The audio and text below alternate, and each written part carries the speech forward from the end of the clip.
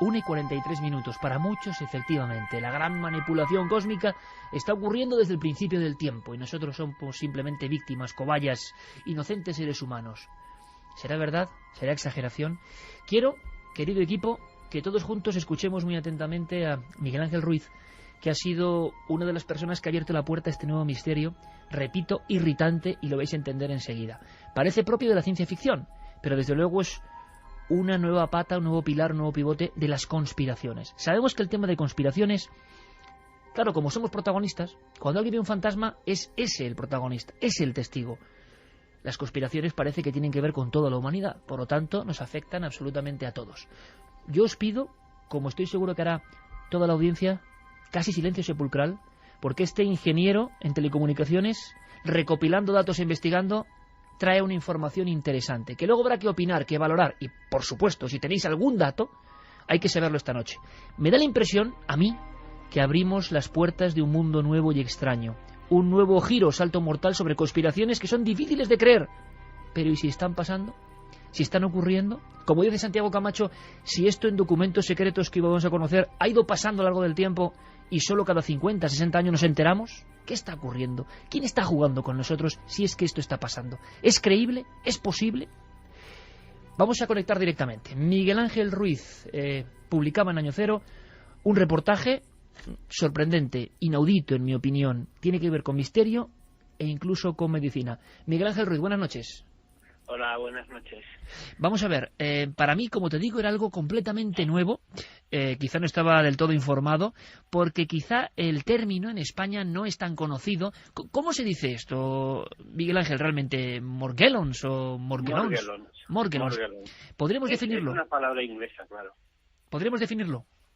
Pues es un término que acuñó su descubridora, en cierto modo, una mujer norteamericana, una bióloga llamada Mary Leitao, que por lo visto fue la primera que lo detectó en un hijo que tenía ella de unos 2 o 3 años, y fue la primera persona que acuñó el término, le puso nombre y que lo descubrió en cierto modo porque su hijo lo tenía. Por lo visto, a través de unas pequeñas heridas que tenía su hijo salían unos pequeños filamentos y ahí empezó toda la historia. Unos pequeños filamentos que luego, al parecer, no eran orgánicos del todo o completamente. ¿Esto es cierto, Miguel Ángel? Ahí empieza la controversia, ¿no? Porque date cuenta que el tema de Morgellon es tan absolutamente desconcertante que durante mucho tiempo no atrajo la atención de los medios, quizás porque lo censuraban en cierto modo al entenderlo pues fantasioso o incomprensible, ¿no? Curiosamente, el perfil típico de paciente de Morgellon es alguien pues que va a su médico de cabecera, pues, que a lo mejor pues lleva una pequeña cajita de cerillas o una bolsita, y entonces lleva una serie de filamentos, como si fueran unas hebras o incluso pelusilla parecida a la que se puede encontrar en una casa, y claro, le dice al médico que salieron de mis heridas, ¿no? Esto ha salido de mi cuerpo. Efectivamente, los médicos pues no sabían qué hacer, y entonces las primeras derivaciones, la primera respuesta por parte de la medicina fue derivar a todos estos pacientes a psiquiatras, digamos que les pensaban que lo que tenían eran algún tipo de trastorno. Entonces, casi desde el inicio de la enfermedad empieza a no estar claro de si es un patógeno real o si es una alucinación, por así decirlo. ¿Cuál sería el relato robot de los intrusos, entre comillas, biológicos, no biológicos? Porque los testigos describen escenas que, sinceramente, yo no había escuchado hasta ahora, parecen propias de película de ciencia ficción. Es decir, que eso en cierto momento, Miguel Ángel, sale de la piel. Uno detecta que hay algo anómalo, no sé si tipo implante o incluso con movimiento, como tú cuentas en el reportaje, y en cierto momento eso abandona la piel o incluso es arrancado por parte del paciente. Bueno, el primer efecto que se nota, porque bueno, uno está infectado 24 horas al día, como es lógico, pero cuando más se nota es cuando los pacientes pues llegan por la noche a casa, a la cama, y quieren conciliar el sueño. En ese momento de quietud, cuando el tiempo se paraliza, el cuerpo se paraliza, es cuando se es más consciente, y es lo que dicen todos los enfermos, de que notan como si debajo su piel notan un movimiento como de insectos, ¿no? Claro, esto al principio impresiona muchísimo, los pacientes pues digamos se asustan, etcétera, etcétera, pero con el tiempo van viendo que el siguiente paso es que se van abriendo como pequeños eczemas, pequeñas heridas en la piel, y ellos van observando que a través de esas heridas salen pequeños filamentos. Entonces, de alguna manera, pues lógica también, lo normal es que empiecen a coleccionar esos filamentos, que los van sacando, ¿no? Los van clasificando, lo van viendo, y bueno, básicamente digamos que ese es el cuadro típico de Morgellons. El asunto es que luego también, con el tiempo, esto se va infectando todo el cuerpo y según dicen, la afección es total, o sea, acaba habiendo Morgellons incluso en los dientes, dentro de los ojos, por el cerebro, o sea, es como dirían, una penetración sistémica total, y eso provoca también, entre otras cosas, pues una fatiga inmensa y incluso falta de atención o algunos problemas cognitivos, porque, como digo, con el tiempo, en los estados más avanzados de la enfermedad, todo el cuerpo, absolutamente todo, acaba, lleno de este tipo de fibras. O sea que en algunos lugares, en algunas consultas de médicos, sobre todo de Estados Unidos y en algunos puntos de Europa, hay muestras, vengan de donde vengan, sean propias de un síndrome o una histeria, sean fabulaciones de los testigos o realmente se hayan obtenido de dentro de la piel, y se han podido catalogar, están en algún sitio. Es decir, esas fibras, yo no sé si translúcidas o de un color más oscuro, Miguel Ángel, han estado a la vista de los médicos. ¿Ha habido algún caso de médicos que hayan extraído, que tengan, digamos, el seguimiento médico para saber que esto no es fraude?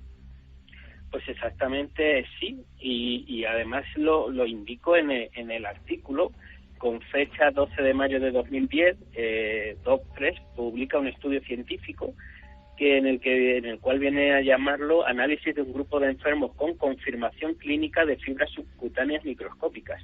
Hablan de un grupo de pacientes, 122 pacientes, que lo comparan con un grupo de control de 60 que no tendrían la enfermedad, y bueno, en el mismo título está, o sea, todas las personas que son incluidas en ese estudio, para ser incluidas, han tomado muestras positivas de este tipo de fibras. Aparte, te puedo decir que quien tenga internet, quien haga una búsqueda, internet está lleno de fotografías, muchas de ellas al microscopio, típicas de 200 aumentos, incluso testimonios de pacientes que cuentan sus casos, o sea que realmente yo creo que estamos hablando de una cosa que es 100% real. Habrá que ver exactamente la naturaleza, pero los testimonios ahí, los casos están ahí, y incluso la literatura científica está ahí. ¿Por qué en cierto momento de la historia esto se relaciona? ¿Quién lo relaciona? ¿Por qué? Con el ya popularísimo tema de los chemtrails.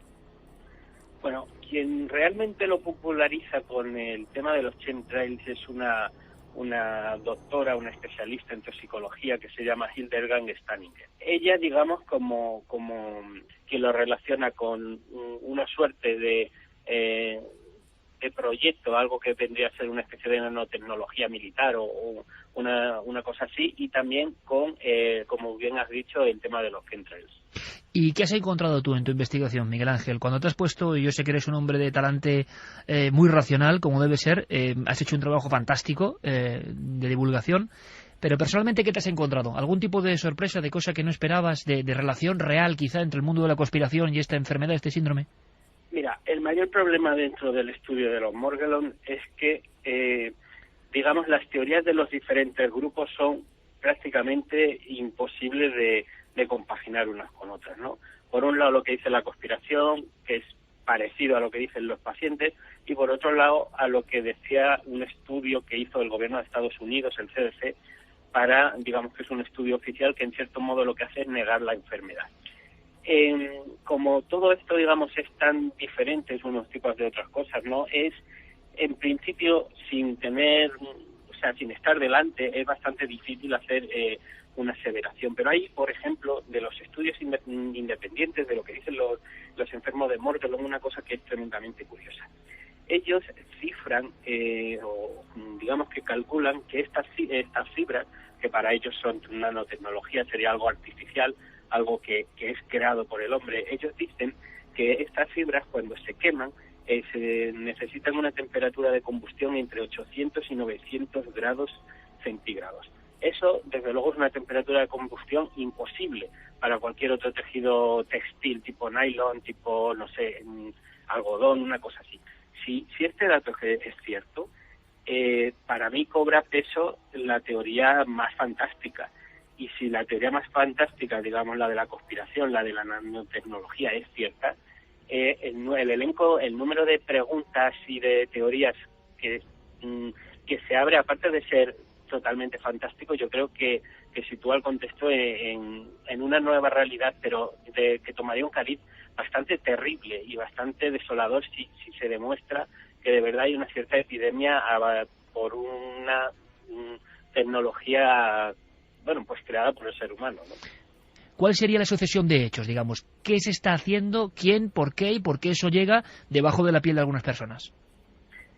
Las teorías más aventurosas, ¿no? Más, bueno, esgrimidas así un poco al azar, dirían que esto es una especie de enfermedad implantada, sería una especie de proyecto de nanotecnología militar que tiene la capacidad de infectar a las personas, y una vez que esos serían como unas nanopartículas, no sé, una tecnología muy pequeña que en algún momento llega al cuerpo y a partir de ahí es capaz de autorreplicarse. El por qué es un misterio. Lo que hay es un estupor inmenso por lo que se va encontrando, lo que se va viendo, que a día de hoy, además, en 2012 ya tenemos literatura científica, estudios científicos que van avalando esta realidad, cosa que años anteriores no teníamos, pero sobre los porqués es bastante difícil todavía decir nada. Morgellons, en Milenio 3 esta noche, dándole un poco de incluso, decíamos, eco popular, en el sentido de que muchas personas van a saber algo nuevo. A mí me ha ocurrido, gracias al trabajo fantástico de Miguel Ángel Ruiz, ingeniero de telecomunicaciones en Año Cero. Lo celebramos porque es algo de verdad nuevo, interesante, inquietante también, evidentemente, y ojalá con médicos, con investigadores, logremos saber algo más. Eso es lo importante, esa es la gran clave. Miguel Ángel Ruiz, un abrazo muy fuerte, gracias. Un abrazo para ti, Iker.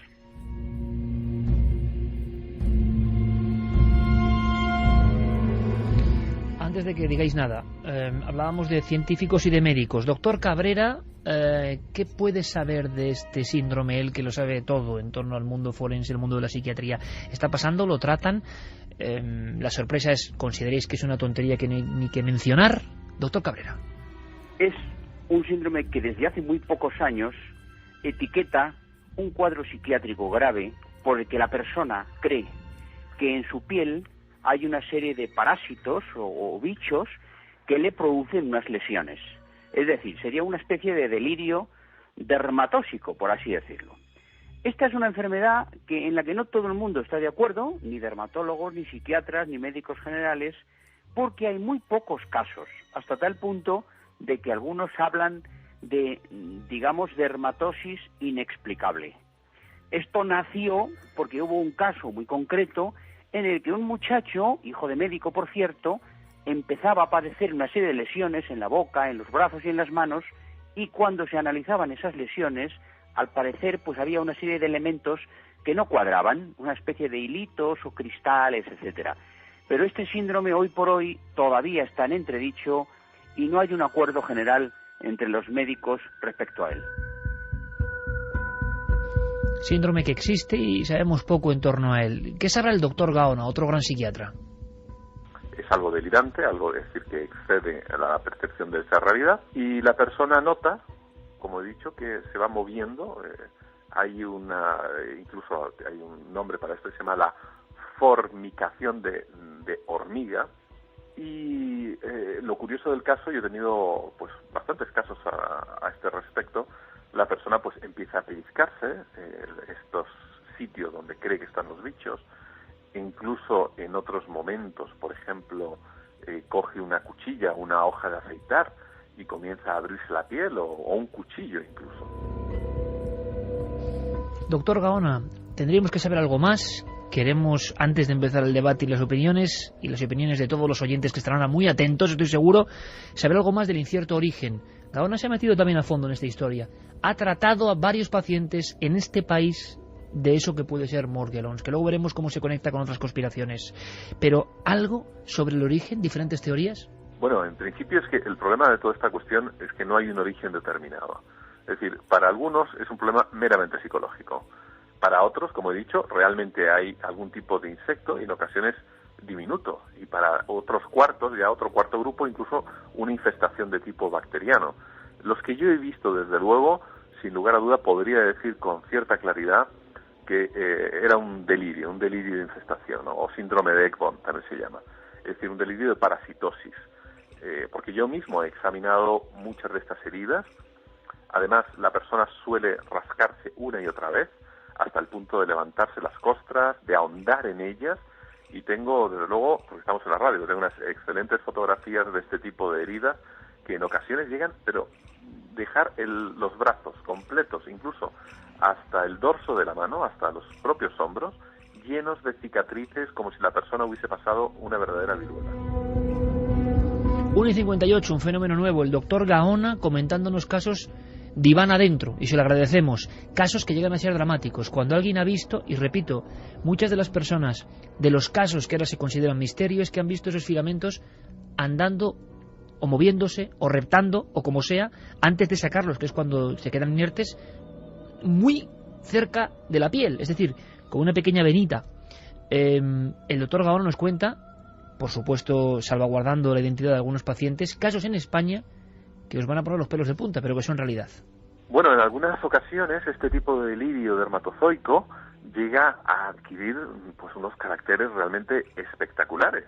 La persona comienza a notar que estos insectos se mueven por doquier, por debajo de la piel, es decir, imaginemos la sensación de angustia y de pánico, ¿no? Y no solamente lo notan, sino que en ocasiones casi llegan a verlo, confundiendo pues pequeñas costras o pequeñas pigmentaciones de la piel con la cabeza de dichos insectos. Y recuerdo, por ejemplo, el caso de un paciente que llegó incluso a creer que este tipo de insectos iban moviéndose por el cuello hasta la boca y que se habían alojado en la propia raíz de los dientes, y esto yo sé que puede dar mucha dentera, más aún a estas horas, pero el paciente cogió unos alicates de su caja de herramientas y se arrancó prácticamente todos los dientes con objeto de dar salida libre a estos insectos. Ahora la gran pregunta, y la que extiendo aquí, con el impacto de todos estos testimonios de médicos y psiquiatras, ¿todo reside en la mente? ¿Se ha aprovechado un síndrome real que existe para unirlo ahora a el mundo de las conspiraciones? Porque claro, la segunda gran pieza es que todo esto ocurre en lugares donde se han visto chemtrails, que ahora hablaremos de ello. Muy complejo. Primera valoración, compañeros. Pues efectivamente el delirio de parasitosis existe, está descrito en los libros de medicina desde hace mucho tiempo, pero personalmente soy de la opinión de que ningún delirio deja un rastro físico. Y no estoy hablando de que lleguen los pacientes con una cajita de cerillas, que de hecho se llama así, se llama el síndrome de la caja de cerillas, que está asociado, y que bueno, esta gente pues a veces esa caja de cerillas llega a estar vacía. Es decir, ellos creen que la han llenado de algo y cuando se la presentan al médico no hay absolutamente nada. Y él insiste de que hay algo dentro. Pero eso es una cosa. Y otra cosa es cuando un profesional, un dermatólogo, se accede a uno de estos pacientes y utilizando un dermatoscopio, que es un instrumento que sirve para aumentar la visión de la piel, sin tener que recurrir lógicamente a meterle la mano al señor en un microscopio, de repente descubre esos hilitos en un trozo de piel sana, es decir, no en una llaga donde puede haber llegado por contaminación de la herida abierta, puede ser una fibra textil de la propia ropa, de las sábanas, etcétera, etcétera, y efectivamente eso está ahí. Son muy pequeños, hace falta un instrumento de 20 o 30 aumentos para que sean visibles, no estamos hablando de algo que se pueda ver a simple vista sin ayuda, y eso es una realidad y se han dado muchos casos. ¿Qué es? Pues ahí sí que se ha abierto un debate fascinante. Lo bueno, Santi, es que es un debate que está ocurriendo ahora, que es un misterio nuevo, sea lo que sea, pero es un misterio nuevo que está ocurriendo ahora y que era prácticamente desconocido en nuestro país hasta esta noche, claro. Fíjate que añadido a las teorías de conspiración, que ya ahondaremos en ese tema, uno de los últimos estudios sobre estas fibras, sobre estas muestras, descubrieron que algunas de ellas tenían ADN de una bacteria que se llama Agrobacterium. El Agrobacterium es un organismo patógeno de las plantas que deja fibras de celulosa en las plantas que infecta. Lo que sería increíble y sería el primer caso en la historia médica sería de un patógeno de las plantas que empezase a afectar a los seres humanos. O sea, sería un hecho inédito. Pero hasta por ahí se han apuntado posibilidades. ¿Qué opina Javier Sierra? Bueno, yo creo que puedo polemizar algo con lo que ha dicho Santiago, porque sí que hay precedentes de que ciertas anomalías psíquicas dejen huellas físicas sobre el cuerpo, y de hecho se ha discutido mucho también en los ambientes psiquiátricos, por ejemplo en el asunto de los estigmas. Sí. A mí me da la sensación de que estamos ante... Mente sobre cuerpo. Exacto, de que estamos ante lo que podríamos denominar estigmas laicos, ¿no? Es decir, fuera del ambiente religioso hay personas que Perdona, pero eso es buenísimo. Estigmas laicos, es decir, un mismo fenómeno pero adaptado a la no creencia religiosa. Y sobre todo adobado por lo que está ocurriendo en las redes sociales, en los medios de comunicación, desde que esto, en fin, ha empezado a correr y han empezado a surgir casos aquí y allá, ¿no? De todas maneras, hay elementos que también me resultan familiares con otros misterios que hemos tocado tantas veces aquí en este programa, ¿no? Por ejemplo, con el asunto de los implantes de los abducidos. Muchas veces esos implantes o supuestos implantes extraterrestres son fibras sintéticas que aparecen subcutáneas en los cuerpos en fin, estamos por nada, pero estamos todos rascándonos todos, pero no solo nosotros, la gente es que, también. Perdonadme, pero estoy viendo a Santi con la pierna, Javi con el brazo, otro Javi, y bueno, es normal porque estamos bastante impactados. Pero es interesantísimo que ese fenómeno se esté dando, porque estamos hablando de un tema... factor contagio. Exacto, de un factor que es el contagio psíquico, es decir, el mero hecho de estar hablando de ello hace que de repente empieces a sentir urticaria y preocupación. Claro, pero no hasta el punto de que llegan a hacerse las heridas, lo que nos contaba el doctor Gaona, de arrancarse los dientes para que salieran los... No, claro, pero es que... Eso ya creo que son enfermedades mentales muy graves. Sí, pero Javier pone sobre la mesa algo interesantísimo que yo no había pensado, que es en este tiempo de no creencia religiosa, quizá algunas personas, en algunos de los casos, hay alguien con esa facultad, si antes las hubo para generarse laceraciones, con esta especie de trasfondo... Aunque en laboratorios han hecho pruebas de lo de los estigmas, nunca se ha demostrado 100%. Que fuera 100% la mente actuando solamente sobre el cuerpo para abrir esas heridas en las heridas de la pasión de Cristo. No está demostrado 100%. Se cree que gran parte puede ser, descartando por supuesto todos los fraudes, pero ya te digo que en laboratorio nadie ha demostrado al 100% que eso sea verdad. Sin embargo, vaya... Es que los laboratorios sirven para poco en estas cosas. Ya, ¿sabes a mí lo que me ha llamado la atención de esto? Ahora que está todo ya en internet, que hay un montón de fotos de este síndrome, ¿cómo nadie ha grabado en vídeo? Y está un vídeo en YouTube que podía estar... ¿Cómo salen esos supuestos pelitos? No, de la extracción. De la extracción, pero ¿cómo están saliendo? ¿Cómo se mueven? ¿Cómo se rascan? Yo no he logrado ver ninguno. No, yo lo único que he visto... O sea, el movimiento de la fibra dentro de la piel. Exactamente. Yo he visto algo casi más inquietante, que es el movimiento de la fibra fuera de la piel. Es decir, puesta la fibra en un microscopio. Pero no me sirve, puede ser otra cosa cualquiera. Perfectamente, tienes razón. Pero la verdad es que efectivamente tal vez sea por la dificultad, es decir, a lo mejor hay las condiciones necesarias para grabar eso, teniendo en cuenta que estamos hablando de cosas que pueden tener milímetros o nanómetros. Estamos sacando ADN de hace miles y miles de años. Pero estamos hablando de una enfermedad que la inmensa mayoría de los médicos ni siquiera creen que es una enfermedad, con lo cual, ¿quién se va? Que los psiquiatras derivan hacia el mundo, como decía Javier, solamente de lo patológico a nivel mental. Yo estoy recordando una cosa, para unir ambos mundos que vienen ahora de conspiración. Evidentemente, a los que hemos seguido el tema de la ufología, aunque no tenga nada que ver, esto de filamentos que caen visibles nos lleva a lugares de apariciones marianas, es curioso, de lugares donde ha habido una fe desbordante como Fátima, donde se fotografió esta especie de cabellos de ángel, y sobre todo algún episodio muy inquietante, muy raro, nunca bien resuelto, que es esa visión de dos objetos extraños sobre la ciudad portuguesa de Évora en el año 59, Y lo que describe parte de la población es que cae una lluvia finísima de pequeños fideos casi como tipo cabello de ángel, efectivamente. Algunos caen en un patio, doctor Amaral llega a coger en un bote de muestras varios de ellos, y esto se convierte en una muestra que sobrevive al tiempo hasta que se incendia, también una historia de película, pero cuando se ve en el microscopio, no con mucho aumento, parece una especie de araña negra con las patas extendidas, y que según dice el propio doctor Amaral, cuando se pone un cristal de microscopio encima de esta especie de araña venida del espacio, casi lo creían en un principio, hace una reacción casi mecánica, ¿no? Como si fuese un ser muy vivo. Bien, esto de objetos que pasan por el cielo, cae algo, y ese algo a veces son fibras que puede llegar a meterse dentro del cuerpo. Esta es la nueva página de la conspiración. O sea, si este tema ya de por sí es tremebundo y es nuevo y puede ser una patología simplemente, Internet, yo sí, nos me he están quedado mandando además los oyentes todo tipo de fotografías, claro, que están buceando por Internet y encontrando las fibras y encontrando antes todo. De pasar directamente a ese ámbito de la conspiración que relaciona esta patología, que puede ser simplemente patología, estigmas laicos, me ha parecido sensacional, con el mundo de lo que viene de arriba, sea humano o no. Si es humano da hasta más miedo. Ahora lo contamos, pero nuestro público, ¿qué dice? Porque en este caso yo creo que tiene que haber todo tipo de cuestiones, ¿no? Aparte de rascarse todos, exacto, dicen, sí. Elkin, si fuera verdad que son nanorobots con una temperatura de combustión de 800 grados centígrados, ¿cómo van a poder autorreplicarse en el organismo? No tienen elementos en nuestro cuerpo para hacerlo.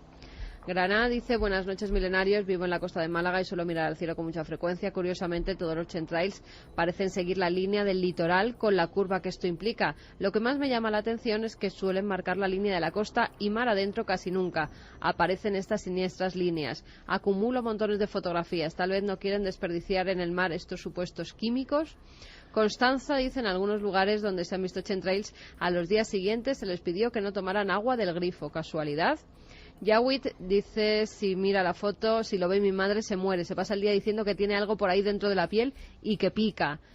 Pili Vicente, pero ¿salen pelos por las heridas? Así como hablar por entendernos, dice, que lo expliquemos cómo es la reacción esa, cómo salen esas fibras. Las fibras algunas son visibles, son las fotografías. Visibles, sí, hay fotografías que ya han puesto. Tamaños, las hay de diferentes colores. No de todos los colores, hay 4 colores que son las blancas, las negras, las rojas y las azules. Nadie ha sabido diferenciar por qué estas diferencias y aparecen o bien individualmente o bien en forma de pelusillas, es decir, de bolas de pelusa que salen directamente de la llaga y bueno, lo que podría efectivamente hacer indicar que podría tratarse de algún tipo de contaminación externa de la llaga abierta. El problema llega cuando se empiezan a analizar y a investigar con el microscopio. No olvidemos que la que inicia todo esto, la señora Leitao, aparte de bióloga, es operadora de microscopio electrónico, con lo cual se fue directamente a ver al microscopio lo que le pasaba a su hijo. Descubren que se trata de una fibra, de un cuerpo, digámoslo así, de fibra, de lo que parece una fibra sintética, un poliéster, que sí, pero que tiene una cabecita. Y la cabecita es de silicio. Incluso se encontraron 2, lo que pasa es que esas muestras en concreto, pues digamos que no voy a poner la mano en el fuego por ellas porque la fuente es muy dudosa, que tenían la cabecita en cuestión de oro. Y ahí lo dejo. Efectivamente, eso también ha dado mucho pábulo la famosa hipótesis de la nanotecnología, de que se estaba probando. Nanotecnología que realmente científicamente existe, está ocurriendo, están investigando para que microrobots, Javier, viajen por nuestras arterias y nos hagan bien, ¿no? Esto, claro. Claro, la nanotecnología es, parte quizá de la ciencia de vanguardia en estos momentos, de la tecnología de vanguardia. Pero hay un elemento que yo creo que debería obligarnos a reconsiderar la hipótesis conspirativa, y es el hecho de ¿para qué vas a probarlo con individuos, uno aquí, otro allá, otro a 10.000 kilómetros de distancia? Es decir, es demasiado disperso como para que uno controle el experimento. O al para menos ver el fenómeno social. No te creas. Y te lo comentaba antes en redacción. Curiosamente, efectivamente, hay en todos los Estados Unidos hay casos, pero hay una concentración tremenda, o sea, de un altísimo, al tanto por ciento por encima de la media, en 3 estados solamente. En Texas, en Florida y en California. Y nadie ha sabido si es que son más propensos a ese tipo de delirios los tejanos que los señores de Idaho, pero el caso es que pasa así. Bueno, hay una historia también interesante. Ahora cuando entremos en la página Chemtrails... ¿La abrimos ya? Pues la abrimos ya. Hay un detalle curioso. Este asunto de los Morgellons aparece en 2001. El asunto de los chemtrails aparece en 1999, es decir, en un arco de tiempo relativamente muy corto. Y ambos adquieren una dimensión insólita gracias a un programa de radio. Sí. Es decir, que es el programa Art Bell, es una especie de Milenio 3 de los Estados Unidos, que se emite... Con muchísima más audiencia, claro, porque ocupa todo el continente americano. Claro, es un coast to coast, de hecho se llama así ahora, el programa, ¿no? Art Bell no lo presenta, eso es. Tiene un sustituto. Sí, de costa a costa. Y ahí, en 1999, es donde aparece por primera vez un periodista especializado en temas militares, temas bélicos, que había estado incluso en la Guerra del Golfo, en Bahrein, en Arabia Saudí, en Kuwait, haciendo sus crónicas. Este hombre se llama William Thomas, es el que acuña el término chemtrail, es decir, estela química, para ese fenómeno, digamos, del espacio. Pero es muy curioso que en los lugares donde, en fin, William Thomas acuña toda esta teoría, desde donde emite los programas de Art Bell, etcétera, que es todo ese Southwest norteamericano, sea el lugar donde han emergido todas las conspiraciones de las que estamos hablando últimamente. Ahí es donde está el Área 51, la idea de que los extraterrestres han hecho pactos con los humanos, el tema evidentemente de la micro o nanotecnología, las pruebas nucleares en su momento. Todo en el mismo sector. Todo en el mismo sector. Y de ahí irradia al mundo. Eso también es curioso. Es bien, vayamos al cielo. Chemtrails, que es un tema muy polémico. Lo hemos tocado en alguna ocasión. Yo no acabo de aclararme. Y además, bueno, ahí el factor Internet y redes sociales, desde luego, hace que la información fluya a una rapidez antes inimaginable. Y que las personas compartan teorías, también delirios, en tiempo real. Luego van a decir, Santi, que soy un Illuminati y todo eso, porque van a pensar que quiero rebajar la pasión de todo esto. Bueno, ya lo dicen, ¿no? Por eso, sí, y que al revés, lo que estamos haciendo es mostrar las cosas, pero con criterio. Digo esto ¿por qué? Porque las personas reaccionan incluso ante cómo esté dada la información, porque ya tienen muy claro que somos cobayas humanas. Esto está muy bien y me parece perfecto. Me sigue sorprendiendo la fuerza que esto tiene y cómo personas de todos los niveles culturales, de todas las posiciones, hablas con ellos y de pronto te dice alguien que ni imaginas, oye, hay que investigar lo de los chemtrails, nos están fumigando. Santi, aunque sea brevísimamente, ¿qué conexión puede haber para que ahora entremos en esta página, que sería la conspiración 2 añadida a este nuevo fenómeno de enfermedad de parásitos, de lo que sea? ¿Por qué se relaciona? ¿En qué momento con los chemtrails? Pues se relaciona en el momento en el que esta mujer hace una asociación en vista de que hace una auténtica romería con su hijo por cantidad de médicos, dermatólogos que no le hacen ningún caso y que efectivamente, al desconocer la etiología, la derivan directamente a los psiquiatras, y entonces decide montar una asociación para investigar este tipo de cosas. Y recibe a través de Internet miembros y personas que le pasa lo mismo de todos los Estados Unidos. Y empiezan a llover los testimonios que dicen... Nunca mejor dicho. Efectivamente. Que dicen, sí, a mí me pasa lo mismo, las fibras, los picores, las llagas, pero esto comenzó el día que unos aviones empezaron a cruzar el cielo haciendo cruces, haciendo extrañas figuras, incluso haciendo círculos sobre mi comarca, sobre mi granja, sobre etcétera, etcétera, y oí hablar por primera vez de los chemtrails.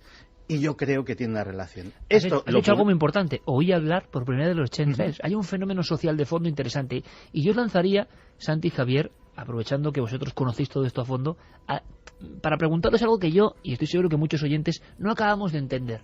No acabamos de diferenciar muy bien las estelas de condensación normales y corrientes de los aviones que vemos todos los días, de esto que parece que cientos de miles de personas tienen tan claro. Y yo, desde luego, no sé qué elementos hay para saber que son distintas. Pues mira, a ti te llaman Illuminati y a mí me llaman desinformador. Porque yo personalmente... Pues le están preguntando muchos, ¿eh? ¿Qué diferencia claro, hay? Porque ellos, que hay mucha gente que no lo identifica y gente que directamente dice que son chemtrails, casi todos. Claro. Bueno, pues hay que saber qué lupa podemos poner ahora mismo en Milenio 3 para saber de este misterio que lleva con nosotros 13 años y que desata tantas pasiones. Yo no digo que no existan. Sabiendo cómo es el género humano no me extrañaría nada. porque ha habido otros proyectos, Santi, de manipulación Sí, desde el aire y eso aerosoles. Es lo que me convence a mí de pero que pueda haber. A la hora de yo saber que es un chemtrail y cómo diferenciarlo de una estela química, de avión normal, ¿en qué me tengo que fijar? Pues mira, es muy sencillo. O sea, las estelas de condensación son un fenómeno natural, conocido desde hace décadas y que sencillamente se produce ante el choque térmico de los escapes de los motores a reacción con el frío tremendo que hacen las altas capas de la atmósfera a mucha altura. Eso ya de por sí nos da un dato. Es decir, si está a mucha altura, podemos deducir que es una estela de condensación. Si de repente lo vemos más bajo del nivel de las nubes y vemos, por ejemplo, que hay algo que está soltando una estela a baja altura, eso no es de ninguna forma una estela de condensación. Ese avión está soltando algo, indudablemente. Normalmente se tienen que dar unas condiciones meteorológicas muy determinadas, de presión, de humedad del aire, etcétera, etcétera. Pero en realidad yo estoy convencido de que el 99,9% de los avistamientos y de las fotografías que se toman por chemtrails, de buena fe y por un miedo que yo creo que está justificado por los precedentes, y ya hablaremos de esos precedentes, son realmente estelas de condensación. Pero en absoluto niego la posibilidad de que, como se ha hecho en el pasado, alguien en el presente pueda estar lanzando sobre áreas pobladas en tiempo de paz de manera ilegal sustancias radioactivas, sustancias químicas o sustancias biológicas. Y de hecho Santiago Camacho hace muy bien en no negarlo, porque hay, en fin, abundante documentación sobre ese tipo de prácticas, de pruebas, sobre todo por parte del Pentágono. Fíjate que el Pentágono en los Estados Unidos lleva interesado desde los años 50 en proyectos para la modificación del clima con propósitos militares. Hay que pensar que en el momento en el que se ponen en marcha las bombas atómicas, después de mediados de los 40 y a partir del final de la Segunda Guerra Mundial, los Estados Unidos desarrollan todo tipo de ingenierías y de proyectos destinados a armas alternativas que eviten el uso de componentes tan depredadores como las explosiones nucleares. Y en ese mecanismo sin fin de nuevas ideas, una de las que prende más es precisamente la del dominio del clima. Se probó de todo, incluso, por ejemplo, calentar capas altas de la atmósfera para provocar huracanes a voluntad en determinadas zonas. Esto es algo que en los 50, como te digo, se hicieron varias pruebas, sobre todo en Southwest, en Nuevo México, Arizona y Texas. En la zona roja. En la zona X, vamos a llamarlo así, ¿no? Pero fíjate, incluso hay un informe reciente de 1996 de la Fuerza Aérea de los Estados Unidos que tiene un nombre casi de película de ciencia ficción y muy adecuado a lo que estamos hablando esta noche. Se titula Owning the Weather by 2025, es decir, dominando el clima hacia el año 2025. Ese es el propósito de ese informe, y ahí se habla de técnicas de fumigación con distintos elementos, desde aluminio, bario, en fin, todo tipo de situaciones. Sabemos también que en las últimas Olimpiadas de China, el gobierno chino desarrolló toda una serie de técnicas para que no lloviese en determinados actos de las Olimpiadas, en determinados actos olímpicos, precisamente para que no se arruinase el espectáculo. Pero ¿no? una cosa son los ladrones de nubes, estará indicando nuestro público, y otra cosa es ladrones de nubes, espantadores de tormentas pero modernos. Tiene que ver todo, porque unos... Y otra es que nos caigan cosas raras. Sí, porque unos roban nubes, pero otros proyectos crean nubes. Es decir, hay proyectos de creación de cirros, por ejemplo. En esa amplia panoplia del Pentágono tienen su máquina creadora de cirros que la incorporarían en algunos de estos aviones. De hecho, eso se llevó a la práctica en la guerra de Vietnam. Hubo una operación que tenía un nombre en clave curioso, se llamaba la Operación Popeye. La Operación Popeye era para hacer que la temporada de monzones durase más durante la guerra de Vietnam, porque perjudicaba al Vietcong, sobre todo sus movimientos de tropas. Los americanos se movían en helicóptero y les daba bastante igual que lloviese o no, pero el Vietcong iba a pie y empantanar la selva les convenía. Entonces, aviones efectivamente se dedicaban a sembrar esas nubes para que lloviese más, para aumentar las lluvias monzónicas, etcétera, etcétera. Lo que pasa, Santi, por ejemplo, vayamos a España, están llegando un montón de informaciones, ¿verdad, Carmen?, de gente que sigue chemtrails, que fotografía chemtrails, que tiene los chemtrails como una cosa absolutamente cotidiana. En España hay grupos muy activos, Santi, me decías, sí, aunque sea brevemente, bueno, hoy que vigilan el cielo de chemtrails. Hay páginas web, por ejemplo, la de Chemtrails Sevilla, que tienen un trabajazo detrás y que desde luego su compromiso con el tema es absolutamente innegable. Ellos saben distinguir una estela de reactor normal y un chemtrail. Eso dicen, y digamos que ahí sí que no me Porque voy a claro, mojar. el espacio aéreo está surcado por miles y miles de aviones más que nunca. Pero que dejan estelas. sabes que, para que veas hasta qué punto el tema preocupa en España, ¿sabes que el pasado mes de mayo hubo una manifestación en Barcelona por los chemtrails? Pues la hubo.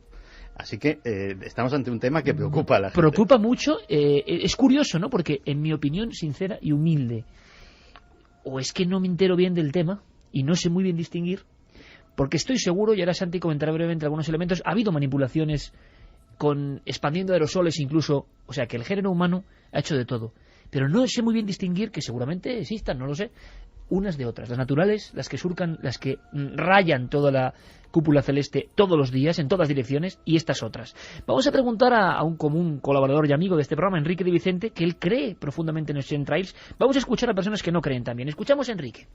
Los chemtrails, primeramente, se observan en todo el mundo, en todos los países, y yo los he observado muchísimas veces en la zona donde vivo, que es el norte de Madrid, en una zona repleta de pantanos, y los hemos observado con prismáticos, y hay algo muy claro. Primero, no es algo habitual, porque son aviones que hacen expresamente eso, que se entrecruzan entre sí y forman cuadrículas y celdillas en muchas ocasiones. Lo que ocurre con estos gases o productos químicos, para mí, que dispersan, es que poco a poco se va formando una gran nube, una gran humareda. Con lo cual, eso apoyaría en principio la hipótesis principal. Hay muchas hipótesis, aunque en el fondo lo que yo digo es que hay un enigma, que hay algo raro que está ocurriendo y que debe investigarse, y que sin embargo nadie quiere investigarlo.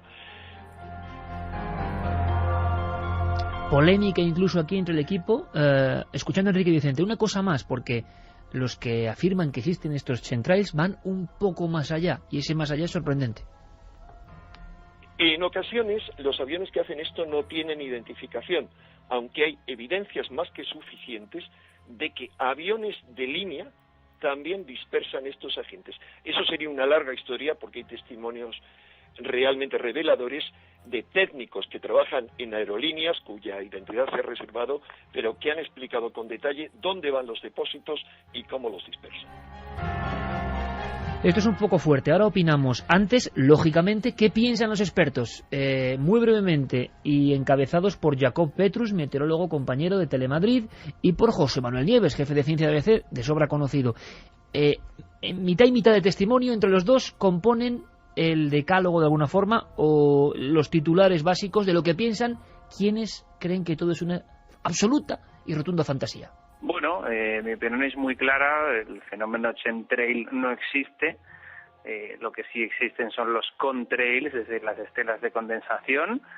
Es un proceso físico que estamos viendo, que realmente es la conversión del vapor de agua que sueltan los aviones como si fuera un tubo de escape de un automóvil. El combustible que utilizan los aviones pues también contiene vapor de agua que, al ser expulsado en la atmósfera y a altas altitudes, pues ahí temperaturas bajas, lo que hace es formar pequeños cristalitos de hielo, y es lo que nosotros vemos desde la superficie.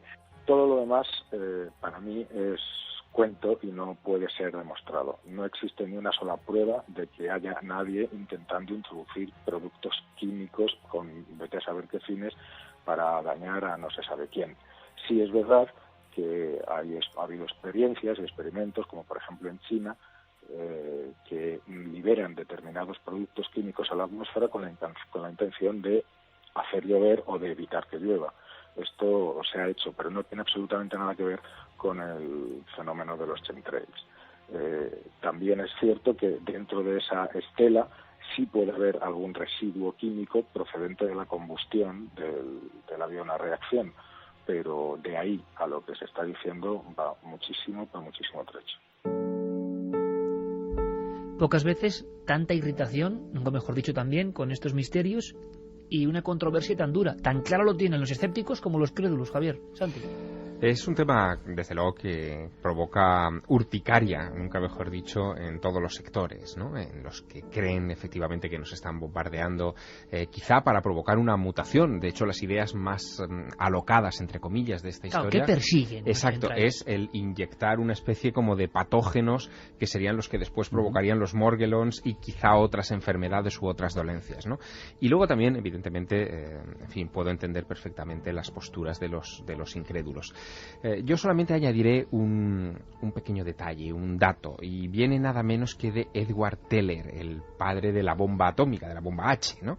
En un simposium internacional que se realizó en 1998 sobre emergencias planetarias, él planteaba un proyecto que llamó su Next Big Idea, su próxima gran idea después de la bomba H, que era realmente sorprendente, ¿no? Decía que quizá habría que, para protegernos en el caso de calentamiento global, de problemas en la atmósfera, incluso de ataques químicos o bacteriológicos de países enemigos, lo que podrían hacer los aliados es crear una especie de gran escudo invisible en la atmósfera que protegiera a los países utilizando unos elementos químicos con los que podrían crear esa especie de capa de plastificado, digamos, ¿no? del cielo de los países occidentales. Bueno, yo no sé, esto lo dijo él en el año 98, era una idea teórica, absolutamente en fin, casi de fantasciencia, de ciencia ficción. Sí, de Men in Black 3, ¿no? Un escudo que protegía la Tierra. Pero venía de Edward Teller. Entonces, eso a mí me ha hecho pensar Curioso muchas contraste. veces si no sería una de esas ideas las que ha inspirado quizá algo de lo que está ocurriendo. Tenemos mucho más contenido, por lo tanto, Santi, aunque este tema lo recuperaremos, hay mucha más información. Sí me gustaría, aunque sea en un titular, ¿cuál es el proyecto secreto, oscuro, que haya ocurrido en el planeta Tierra realmente? Que nos hayan llegado documentos que tú controlas muy bien, desclasificados, que nos demuestren que, chemtrail sí o no, sí que se ha intentado manipular la opinión pública con aerosoles y fumigando. Bueno, en Argentina, por cierto, había, y tú lo sabes muy bien, juicio ahora mismo. Este mes ha habido una sentencia, han condenado a tres personas por la fumigación ilegal, daños al medio ambiente, incluso daños a las personas. Habían fumigado personas en Argentina. En un barrio de Córdoba que estaba aledaño, esto tenía su explicación, a una explotación agrícola, y que este hombre estaba fumigando todo el barrio prácticamente, porque aquello se extendía de una forma tremenda. Claro, parece un accidente, ¿no? Que haya fumigaciones ilegales y que muchas veces se confundan con que nos están fumigando y con chemtrail, sí, eso es diferente. Pero al hilo de lo que me preguntaba Iker, vamos a ver, la Fuerza Aérea de los Estados Unidos tiene el ala 190 que se dedica a las fumigaciones. Es decir, y no se dedican a fumigar la moscarda, se dedican a fumigar cosas. ¿Qué cosas? En 1977, en una sesión de una comisión del Senado de los Estados Unidos sobre seguridad en caso de guerra biológica, la Fuerza Aérea de los Estados Unidos no tuvo más remedio que reconocer que entre 1949 y 1969 habían fumigado 239 áreas pobladas con diversas bacterias y agentes patógenos. Eso sí es ¿Para bueno. qué? Para probar patrones de dispersión, patrones epidemiológicos, no solamente para realizar ellos un ataque, sino en caso de que el enemigo atacase, todo este tipo de cosas. De hecho, pues a lo mejor algún escéptico dice, bueno, esto se lo he inventado.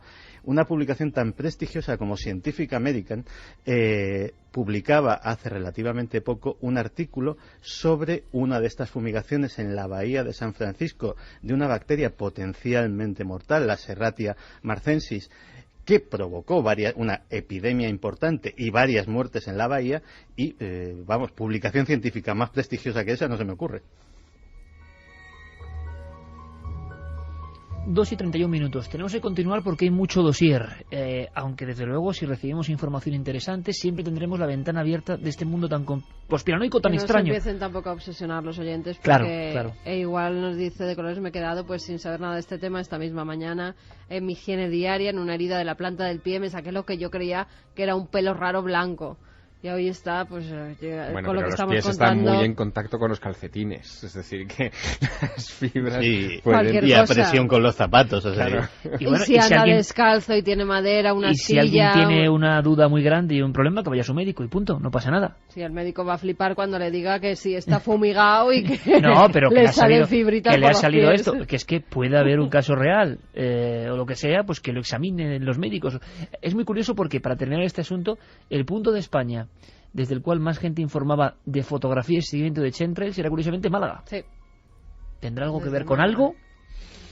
Bueno, es una zona aérea muy compleja. También yo creo que eso hay que considerarlo. Es un punto, en fin, estamos hablando de uno de los aeropuertos de más tránsito aéreo de Europa, desde luego de España, y un lugar por el que no solamente transitan grandes jets comerciales, sino también, en fin, mucha aviación deportiva local. Hay muchos aeródromos en la zona y, por lo tanto, en fin... Desde Puerto Rico también nos escribe Meche Torres y dice que muchos sabemos lo que está pasando y los antecedentes del gobierno americano y sus experimentos. Hoy hubo una gran rociada en Puerto Rico. Hoy hubo una gran rociada en Puerto Rico. Casi a diario, un verdadero espectáculo a todas horas. No es conspiración, es real. No somos estúpidos. Yo me he vuelto más alérgica que nunca. Asma, picores y hasta alergias inexplicables en la piel, pero nunca a ese nivel. Creo que mucha gente no está siendo honesta con este tema y pocos se atreven a hablar. Santi, es curioso porque este mensaje muy perfectamente traído en este momento, perfectamente hilado, mencionaban los chemtrails como culpables de nuevas patologías, alergias, problemas respiratorios, que igual tienen que ver con otra cosa, con la contaminación y demás, pero los seguidores del tema chemtrail aseguraban que era por esto. Y hay un seguimiento enorme de este tipo de teorías. Y es cierto. También es cierto, y es una práctica, no es habitual, pero tampoco es rara, que los pilotos comerciales hacen una cosa que se llama el fuel drop, que es que cuando van a tener un aterrizaje difícil, un aterrizaje de emergencia, con malas condiciones, directamente para mejorar la maniobrabilidad del aparato y para evitar, en caso de que suceda algo, pues males mayores, vacían completamente los tanques en el aire. El fuel aeronáutico no es precisamente bueno respirarlo ni que te caiga en ningún sitio. También alguna de esas historias se puede deber también a eso. Claro, pero dice que es casi a diario, con lo cual No, desde México entonces también no. nos escriben. México también. Vicente Maloy dice: la millonaria, solo les quiero compartir una vivencia. De hace poco menos de un año me encontraba cruzando la frontera de México hacia Estados Unidos. Me dirigí al Paso de Texas y pude ver a 2 aviones militares a muy baja altura que despedían una especie de humo gris, el cual se condensó y cayó como una fina lluvia de esferitas. Pude percatarme que estas caían ya que escuché cómo chocaban con mi parabrisas. Saludos desde México. Bueno, gracias a todos los oyentes de América. Muchísimas gracias por el seguimiento a través de cadenaser.com y dikerjiménez.com. Guillermo León, como siempre, coordinándolo todo.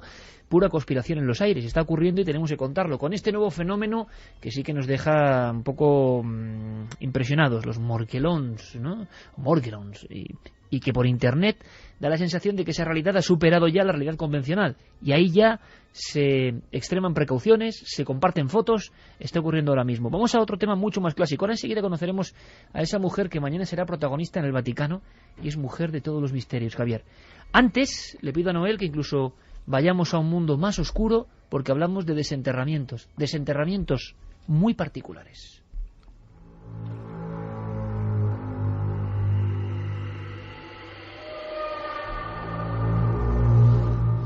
La noticia aparecía en Bulgaria. Este verano ha sido muy espectacular. Atención, porque en 7 días, uno de los reportajes más potentes de los últimos tiempos, creo yo, por la fuerza de la imagen.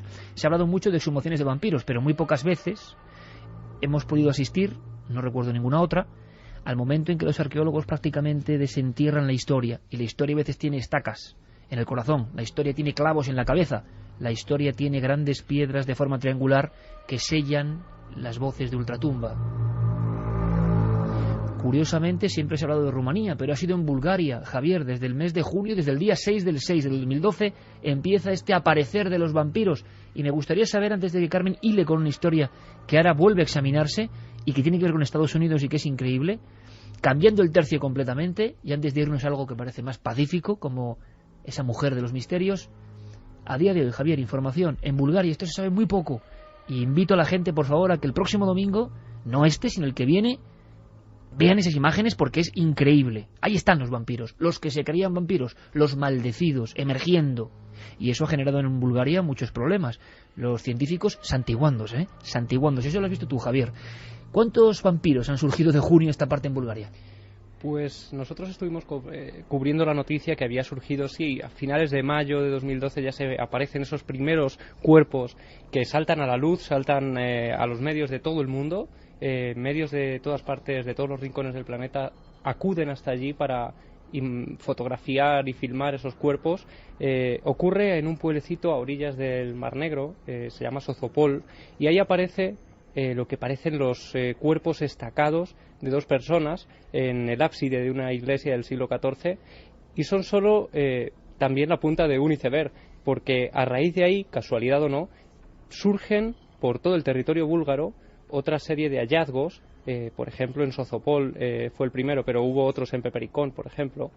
Y finalmente, bueno, la revista Science publicaba un estudio que en los últimos meses habían aparecido casi un centenar de cuerpos de supuestos vampiros en todo el territorio búlgaro. ¿Qué es lo que más te impresionó, Javier, de ver esos cuerpos? ¿Cuál es la escena, el momento? Por supuesto, el momento en el que llegamos al Museo de Sofía, donde estaba expuesto uno de esos vampiros. Estaba además en una sala muy en penumbra, una lámpara de araña, y completamente en soledad, pues ese vampiro que parecía, o ese supuesto vampiro, con el cuerpo, con el pecho atravesado por una especie de roca o de metal, de hierro, y además nos incidían en una cosa. Sabemos que este es un vampiro porque esa estaca metálica está en su pecho, pero ¿cuántos de los otros centenares, cientos de cuerpos que han aparecido en este cementerio podrían ser también vampiros y haber sido estacados por estacas de madera que a lo largo del tiempo se han perdido? Ellos tenían esa inquietud. Pero el momento, desde luego, que a nosotros más nos impactó, y es cuando nos convertimos casi en testigos en exclusiva de una noticia, es cuando llegamos al otro extremo de Bulgaria, a la ciudad antigua de Pepericón. Allí nos recibe el arqueólogo Nikolai Ovcharov, que ha estado durante años encontrando este tipo de hallazgos. Él decía que él no se había sorprendido cuando aparecieron porque ya estaban habituados a ello, y cuando él sale a recibirnos, extrañamente enérgico, nos tiende la mano y nos dice: habéis venido en el día indicado porque justo hoy vamos a abrir la tumba del que suponemos el último vampiro búlgaro. Una escena que parece de otro tiempo, y que podréis ver con vuestros propios ojos. Ahora, lo que no esperábamos, y yo tampoco lo conocía, compañeros, y lo hablaba hace poco con Carmen, van pasando cosas, y algunas vendrán las próximas semanas, que yo le decía, parece mentira, de esto no sabía nada. Me alegra darme cuenta, imagino que os pasa lo mismo, de que hay muchas cosas, nosotros que creemos que hemos dado ya muchas vueltas en el mundo del misterio, que no conocíamos. Bueno, en Estados Unidos la fiebre vampírica, y como si fueran Van Helsing búlgaros o rumanos actuando. Hay una historia brutal que ha acabado en las revistas de ciencia de cementerios de vampiros en Estados Unidos. Sí, y todo empieza además casi por una casualidad. En 1990 hay un grupo de niños jugando en una colina de Griswold, en Connecticut, en un pueblecito de Connecticut. De repente se están tirando como por una cuesta natural y pues tropiezan con algo que es un cráneo. Inmediatamente llega la policía, se creen que ha sido un asesinato reciente, pero cuando empiezan a ver los huesos ven que están pues muy marrones, como si hubiera pasado mucho tiempo por ellos. Llaman a los arqueólogos, y el arqueólogo que se presenta es Nick Bellantoni. Él comienza a excavar y se encuentra con 29 tumbas, 15 niños, 6 hombres y 8 mujeres. Había una cripta que llama su atención, y es cuando empieza a desenterrar esa cripta, cuando se da cuenta de que ese enterramiento no es normal. En lo primero, en la tapa, que es una losa muy grande de piedra, hay una inscripción, J.B. y un número, un 55. Todas las personas que había en el cementerio estaban perfectamente enterradas, amortajadas, con la posición de las manos sobre el pecho o en el lateral. Pero este cuerpo se da cuenta que tiene las tibias colocadas en forma de cruz sobre el pecho y encima de ellas un cráneo. Si quieres, vamos a escuchar al propio Bellantoni cómo se encuentra ese cuerpo, esa tumba. Cuando llegué al límite de la tumba, en la parte del ataúd donde debería estar la cabeza, la calavera no estaba en ese punto. Solo vi los restos de la clavícula, el cuello, la escápula, los hombros y el resto de componentes. Entonces pensé que quizá esta había sido una de las tumbas de donde se habían desprendido las 2 primeras calaveras. Pero cuando cogí una linterna y apunté al interior del hueco, vi que la calavera en realidad estaba frente a mí, pero situada encima del pecho. Había sido movida y puesta allí deliberadamente. Eso nos dio la primera pista de que había algo más.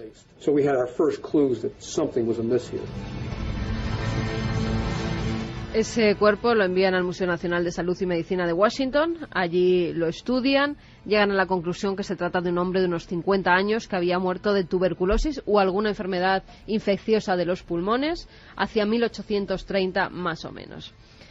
Siguen investigando, sobre todo en los documentos, para ver de quién podía tratarse, qué familia estaba enterrada en esa parte, en esa colina. Y llegan a la conclusión que se trata de la familia Walton. Esa familia, al parecer, había tenido algún síndrome, entre comillas, vampírico. ¿Por qué? Porque la mayoría de sus miembros habían muerto de tuberculosis. Se creía que por la condición física que iban adquiriendo, la tuberculosis hace que se vayan quedando muy blancos, que vayan perdiendo mucho peso, esa sangre que echan por la boca al toser, pues que muchos de ellos regresaban de la tumba para llevarse a sus familiares y por eso lo relacionaron con vampiros y por eso esta tumba es profanada y se creen que este J.B. es el vampiro y hacen con él la decapitación y además una cosa más, tenía las costillas rotas. ¿Eso qué indicaba? Que alguien había metido la mano en la caja torácica, había sacado el corazón y la tradición contaba que cogían este corazón para quemarlo y o bien las cenizas ponerlas en la comida para que los familiares pudieran comérselas o bien mientras estaban quemando el corazón en el propio camposanto los que estaban alrededor aspiraban el humo de ese corazón ardiendo para no contagiarse de esa terrible enfermedad.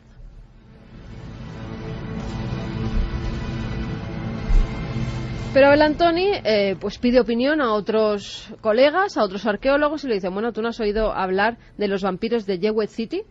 Y dice, pues no, en la vida me había encontrado un enterramiento así, no había oído hablar de ellos. Y es que cerquita, en Connecticut, en Jewett, en 1854, varios vecinos exhuman cadáveres porque sospechan que hay un vampiro. En este caso es Michael Bell, un folclorista, el que estudia durante más de 30 años todos los enterramientos que hay de vampiros en Estados Unidos. Y los vampiros de Jewett City, él llega a la conclusión de que pertenecen a la familia Ray. Los padres son Henry y Lucy y hay 5 hijos. Bueno, de nuevo, muchos de esos miembros empiezan a morir de tuberculosis. Comienzan a enfermar y los vecinos empiezan a recomendarles que tienen que desenterrar a esos familiares porque quieren llevárselos a la tumba, porque van por las noches a chupar la sangre de sus familiares para que estén con ellos.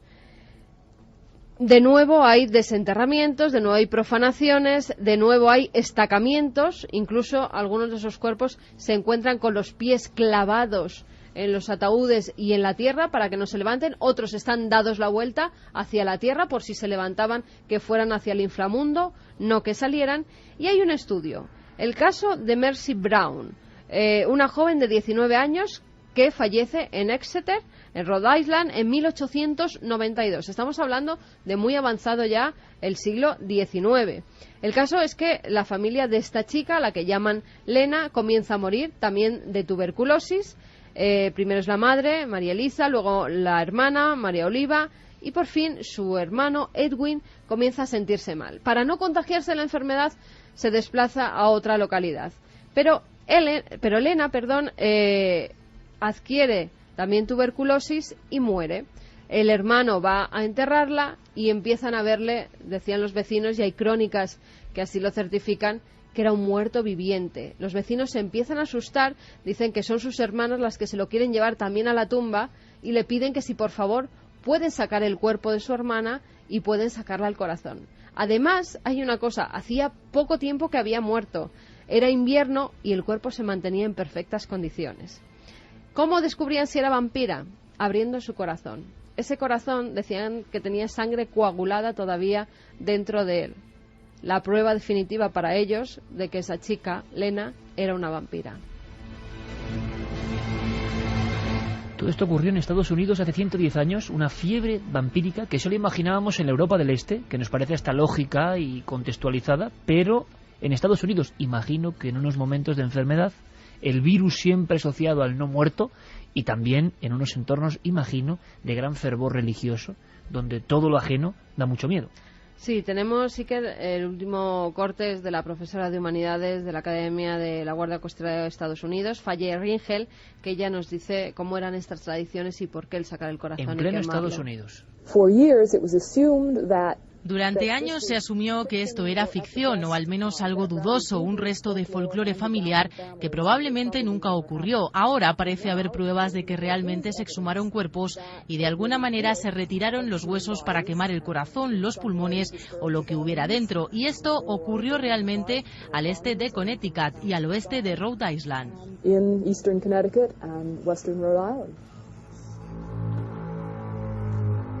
2:47. Ahora mismo lo comentábamos, desconocíamos esta fiebre vampírica, estos cazavampiros. Quiero agradecer también a nuestro compañero Diego Marañón, uno más de este equipo, que ha hecho una labor fantástica, junto a Carmen recopilando información, ha encontrado recortes, ha encontrado los trabajos universitarios y la esencia, hace no tanto tiempo, de prácticas que nos remontan a Drácula y al siglo XV, XVI, pero en Estados Unidos del XIX. ¿Cuánto nos queda por saber? ¿Cuántas escenas de la historia quedan todavía por proyectar en la radio a través de esta fuerza del micrófono de la cadena SER? Hay una cosa que está clara, y sabéis que Javier Sierra es el escribano de la cuenta atrás. Esto, porque es que estamos ahí al lado, estamos a la vera misma. Queda muy poco tiempo, Javier. La cuenta atrás, la información absoluta, y después ya veréis qué música. Vamos a hacer un experimento, ¿vale? Vamos a escuchar un momento de una música muy extraña, muy misteriosa. Quedan 76 días para el fin del calendario maya. Hace poco más de una semana la revista científica Nature advertía en un dossier de 3 artículos científicos que la placa tectónica que existe bajo el Océano Índico está fracturándose en 2 y podría provocar terremotos de intensidad planetaria. Esos informes aseguran además que de intensificarse esa fractura se producirán movimientos sísmicos de magnitud no conocida hasta ahora que afectarán sobre todo a la región que separa la India de Sumatra y de Australia.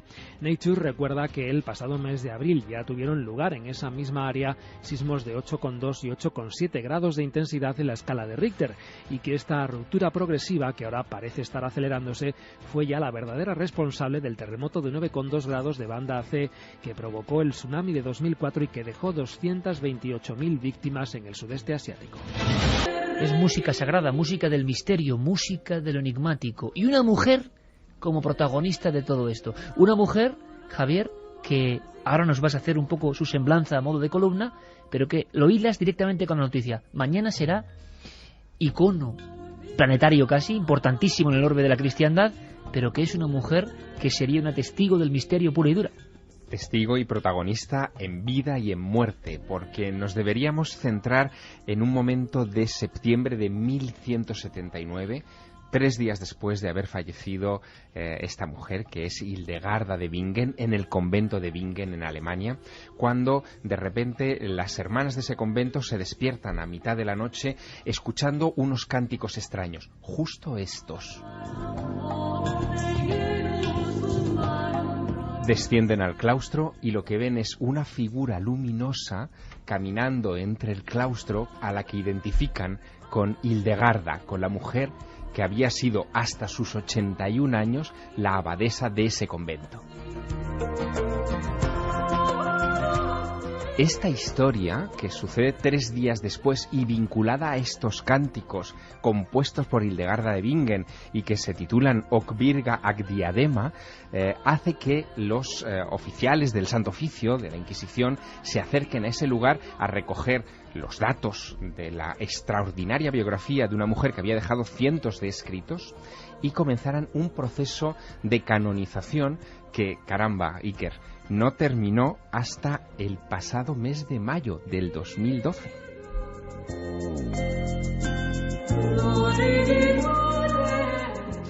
Y mañana por fin Benedicto XVI ha decidido incluir a esta mujer entre los doctores de la Iglesia. Sin duda fue una mujer sabia, una mujer cuya sabiduría arranca a partir de sus experiencias místicas. Ella era la 10ª hija de una enorme familia y que, por tanto, al haber sido la 10ª y era la tradición en la Edad Media, fue consagrada inmediatamente a Dios. Era el diezmo. La entregaron a un convento, allí se educó desde que era un bebé, y a los 3 años ya se cuentan historias de las visiones que tenía esta niña. Decía que una luz se le aparecía y le hacía temblar hasta el alma, y que esa luz le mostraba escenas, acontecimientos, tanto del presente como del pasado como del futuro, mientras una voz misteriosa se las iba explicando.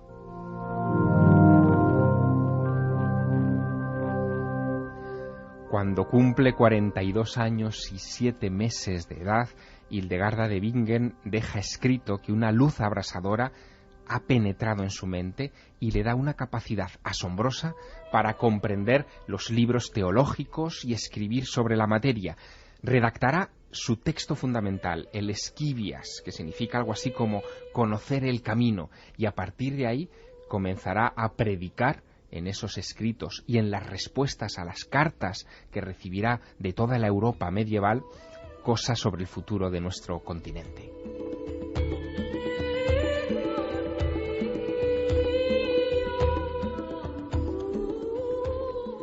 Entre los correspondientes que le escribían estaba nada menos que Bernardo de Claraval, el patrón de los templarios. Y es que no debemos olvidar que la época en la que vive Hildegarda de Bingen es la época del gótico, de los templarios, del grial, del tarot, de las cruzadas, de los herejes, de la Inquisición. Es una época convulsa en la que muchas de las grandes aportaciones intelectuales del momento se producen misteriosamente por esas revelaciones místicas.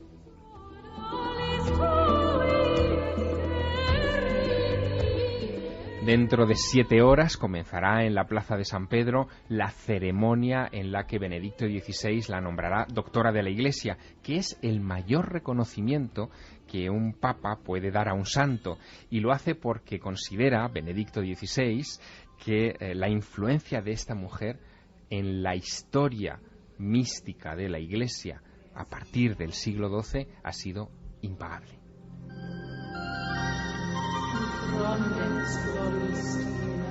Y aún quedan más misterios. Me parece alucinante, esta música, qué adecuado. Javier Sierra ha traído las composiciones basadas en Hildegarda. Otro misterio más que lanzamos aquí. Mujeres místicas, mujeres de luz, de misterio, sombras de los vampiros, conspiraciones, en fin. ¿Quién da más? No lo sé, pero nosotros continuamos y lo hacemos con otra mujer, o el esqueleto de una mujer. Se ha comentado algo, es una noticia breve que trae como siempre Carlos Cala. ¿Qué está pasando? Hombre, ¿verdad que siempre es el icono Nazca, Sábana Santa y la Gioconda y Leonardo? Siempre hay una nueva teoría. Siempre no hay año que no surja algo nuevo. No hay año y experto que diga que sabe algo. Vamos a hacerlo. Bueno, Jack el Destripador, otra. Jack el Destripador, sí señor. Sería Titanic, sí. Empieza a haber algunas... Roswell. Sí, pero fíjate, estas menos. Pero Nazca, Sábana Santa, Leonardo... Nazca, Sábana Santa, Leonardo. Cada año está la respuesta y parece que la respuesta nunca llega. Ahora se habla de un esqueleto. Vamos a ver qué opináis. Carlos Cala lo cuenta. La noticia saltaba hace una semana. Expertos mundiales en Leonardo da Vinci, como los italianos Alessandro Beciosi y Carlo Pedretti, han pedido que se examine con cautela una copia sobre tela de la famosa Gioconda, que según la Fundación Mona Lisa de Ginebra podría ser el retrato original, el primero de esta mujer, ya que en ella se ve a una muchacha una década más joven que la modelo del célebre cuadro custodiado en el Museo del Louvre. El anuncio ha causado sensación y ha obligado a pronunciarse con escepticismo a otros expertos como Martin Kemp de la Universidad de Oxford, que dudan de que Leonardo hubiese pintado un retrato sobre tela cuando su soporte predilecto siempre fue la madera. Esta Mona Lisa presentada en Ginebra era conocida desde hace años por los críticos. La llaman la Dama de Isleworth, aunque nadie hasta ahora se había atrevido a presentarla como la primera Mona Lisa del maestro Da Vinci. 2:56. Después de las noticias entraremos de lleno en lo que va a ser un dossier, porque la información obliga a ese expediente X de la Guardia Civil. Hablábamos de un cuadro y de otro misterio de la Mona Lisa. Pero es que hace apenas unas horas, misterio sobre misterio, Javier. Pues sí, porque esta semana han concluido los trabajos de excavación en la iglesia de Santa Úrsula de Florencia de Silvano Vincenzi, que es un señor que lleva ya varios años con el georradar buscando pruebas de la existencia de Lisa Gherardini, que sería la modelo que habría posado para Leonardo da Vinci. Antes enterrados 7 esqueletos, 5 de varón y 2 de mujer. Uno de esos esqueletos de mujer, él está convencido de que es la Mona Lisa. Va a comparar el ADN de Lisa Gherardini, o de la supuesta Lisa Gherardini, con el ADN de sus hijos que están enterrados en una iglesia cercana también de Florencia, y en cuanto determine quién es de esos 2 esqueletos, va a conseguir que un antropólogo forense se haga con el cráneo y trate de reconstruir el rostro de esa mujer que murió con 63 años, pero cuyos rasgos faciales podrían compararse con la Mona Lisa de Leonardo. Ahora bien, hay un detalle que ningún medio de comunicación va a destacar, porque se han olvidado. Hace 2 años, este mismo Silvano Vincenzi, el encargado de la investigación, pidió permiso a las autoridades francesas para exhumar los restos mortales de Leonardo da Vinci en el castillo de Amboise, en pleno Loira francés. ¿Por qué? Porque él quería encontrar el cráneo de Leonardo y demostrar que la Mona Lisa en realidad era un autorretrato del genio de Vinci.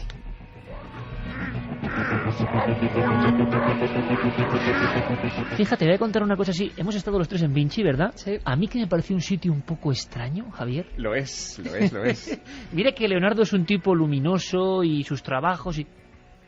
Pero ese sitio, quizás que fuimos de noche, pero... No, ese castillo, esa roca, sí, eso, en fin, es verdad, es un lugar atípico. ¿Verdad? Maravilloso también, porque es la Toscana, pero... evidentemente, pero sí, extraño. Yo he estado viviendo una temporadilla por allí. Vamos a mandar un abrazo a un hombre que nos sigue mucho y que es un crack y es un gran compañero en la televisión, Cristian Gálvez, que nos sigue mucho. Yo no lo sabía, aparte de ser gran admirador de Javier Sierra y de tener la cena secreta como el presentador, hablamos de Pasapalabra, está investigando a tope sobre Da Vinci también. Sí. ¿Qué tiene Da Vinci? Es como un virus, se os mete dentro y no os abandona. Normal. Y además en Vinci hay que visitar el Museo Ideale, donde uno de los grandes expertos en este genio se ha dedicado a coleccionar, fijaos qué tema, incluso para televisión, las huellas digitales dejadas por Leonardo en sus obras, y dice que ya tiene 9 de las 10 huellas de Leonardo. Santi, ¿tú te imaginabas al empezar este dossier, que es actualidad pura y dura, que pasasen tantas cosas a lo largo de 7 días? Pues la verdad es que no, pero es que todas las semanas sobra contenido para hacer este programa. Eso no lo saben. Lo que pasa es que si después del síndrome Morgellons, lo que hemos contado, y después de los chemtrails cuentas lo que tú tenías preparado, que tiene que ver con lo que comemos y más cosas. Contaré. Semana que viene, Santi. Claro que sí. Un abrazo muy fuerte, compañero. Un abrazo. Un abrazo, un honor como siempre tenernos aquí a los dos, Javier. Muy buenas noches. Hasta dentro de 7 días. Lo pasamos fantástico. Y Carmen y Javi, que se queden aquí, por supuesto, porque viene ese dossier y vais a tener la oportunidad de ese hombre especialmente vigilado y que ha sido muy valiente en ofrecer ese expediente que es la Guardia Civil. Va a estar aquí de nuevo. Podéis preguntarle. Milenio 3 continúa después de nuestros compañeros de los servicios informativos.